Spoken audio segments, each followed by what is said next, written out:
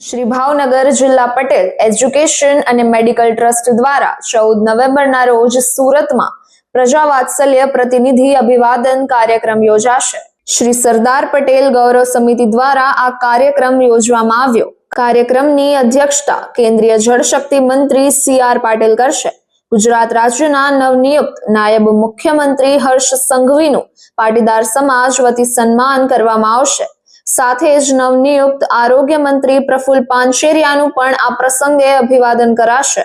સુરતના મેયર દક્ષેશ માવાણીનું પણ આ કાર્યક્રમમાં સન્માન કરવામાં આવશે. આ કાર્યક્રમમાં શૈક્ષણિક, મેડિકલ, ઔદ્યોગિક, સામાજિક અને બિલ્ડર્સ એસોસિએશન જેવી 200 જેટલી સંસ્થાઓ જોડાશે. નવનિયુક્ત મંત્રીશ્રીઓ અને વિવિધ સંસ્થાઓના પ્રતિનિધિઓ મળે અને તેમની વચ્ચે વિચાર વિમર્શ થાય અને તેનો સમાજ વિકાસ માટે પ્રતિબદ્ધ સેવા આપી શકે તે આ કાર્યક્રમનો મુખ્ય હેતુ છે. શ્રી ભાવનગર પટેલ લેવા એજ્યુકેશન ટ્રસ્ટ અને મેડિકલ રિસર્ચ સેન્ટર પ્રેરિત શ્રી સરદાર પટેલ ગૌરવ સમિતિ દ્વારા તારીખ 14/11/2025ના રોજ લસકાણાની અંદર જેબી કાર સંકુલનની અંદર ભારતીય જનતા પાર્ટીના ગુજરાતના ભૂતપૂર્વ પ્રમુખ સી.આર. પાટીલ સાહેબ અને હાલમાં જોળ સરતના પાણીના વોટર રિસોર્સિસના મિનિસ્ટર એવા સી.આર. પાટીલ સાહેબની અધ્યક્ષતાની અંદર ગુજરાત રાજ્યના નવા નિયુક્ત ઉપમુખ્યમંત્રી શ્રી હર્ષભાઈ સંઘવી, આરોગ્ય મંત્રી શ્રી પ્રફુલભાઈ, સુરત શહેરના મેયર શ્રી દક્ષેશભાઈ માવાણીનો અભિવાદનનો કાર્યક્રમનું આયોજન કરવામાં આવ્યું છે.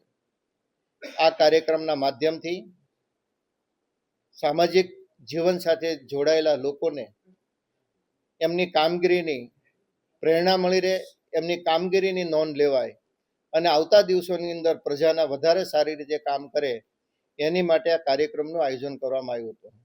ફક્ત 11 તારીખે આ કાર્યક્રમ નક્કી કરવામાં આવ્યો અને 14 તારીખે એટલે 3 દિવસની અંદર આ કાર્યક્રમનું આયોજન કરવામાં આવ્યું. અને આ કાર્યક્રમની જાહેર કોઈ સંસ્થાના બેનર નીચે નથી, ફક્ત જગ્યાના અને લોકોના સહયોગથી આ કાર્યક્રમનું આયોજન કરવામાં આવ્યું છે. અને 200 કરતાં વધારે સંસ્થાઓ આ કાર્યક્રમની અંદર આ શ્રી ઉપમુખ્યમંત્રી શ્રી હર્ષભાઈ સંઘવી, આરોગ્ય મંત્રી શ્રી પ્રફુલભાઈ અને સુરત શહેરના પ્રથમ નાગરિક અને મેયર એવા દક્ષેશભાઈ માવાણીનું અભિવાદન કરવા માટે સહમતિ આપી છે. ખૂબ મોટી વિશાળ સંખ્યાની અંદર લોકોનો ખૂબ સારો રિસ્પોન્સ મળી રહ્યો છે. અલગ અલગ વિસ્તારોની અંદર લોકોએ સામેથી મળીને મિટિંગો કરી અને પોતે આવવા માટેની સહમતિ પણ દર્શાવી છે. હું આપના માધ્યમથી સુરત શહેરની તમામ પ્રજાજનોને આ કાર્યક્રમમાં સહભાગી થવા માટે આમંત્રિત કરું છું.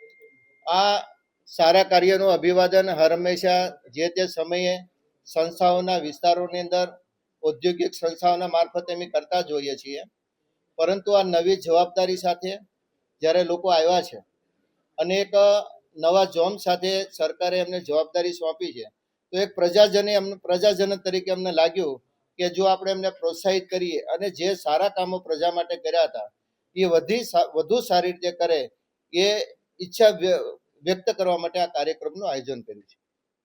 વધુ સમાચાર માટે જોતા રહો ભારત ટાઈમ્સ ન્યૂઝ.